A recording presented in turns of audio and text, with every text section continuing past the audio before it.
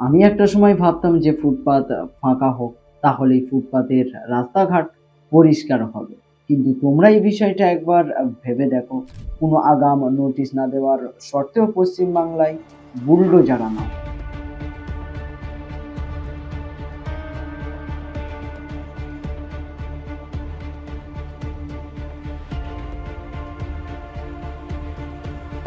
এমনকি কোনো বিকল্প ব্যবস্থা পর্যন্ত আমাদের রাজ্যের সরকার করেনি।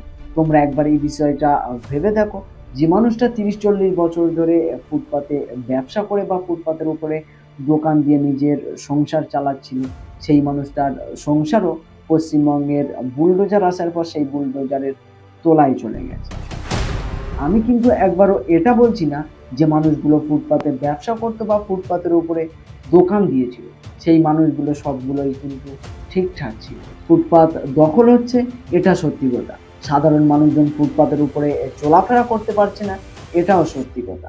এমনকি সাধারণ মানুষদের ফুটপাতের উপরে চলাফেরা করতে প্রচুর পরিমাণে প্রবলেম হচ্ছে, এটাও সত্যি কথা। কিন্তু বন্ধুগণ, পশ্চিমবঙ্গের মতন একটি রাজ্যে, যে রাজ্যে ফুটপাতে দোকান দেওয়া যদি কোনো অপরাধী হয়ে থাকে, তাহলে সরকার তাদের কাজের ব্যবস্থা করে দিক, তাহলে সাধারণ মানুষজন আর ফুটপাতের উপরে দোকান দেবেন। আর তোমাদেরকে আরেকটা বিষয় মানতে হবে যে যে কোনো রাজ্য সুন্দর হয় শুধুমাত্র সমাধান দিয়ে, বুলডোজার চালিয়ে নয়।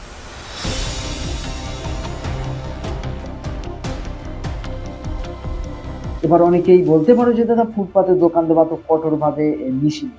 তাহলে বলি কি, 2014 সালে আমাদের ভারত সরকার কিন্তু একটা আইন পাশ করেছিল, স্ট্রিট ভেন্ডার্স অ্যাক্ট, যেখানে সুপ্রিম কোর্ট স্পষ্ট বলেছিলেন যে আগে পুনর্বাসন, তারপরেই উচ্ছেদ।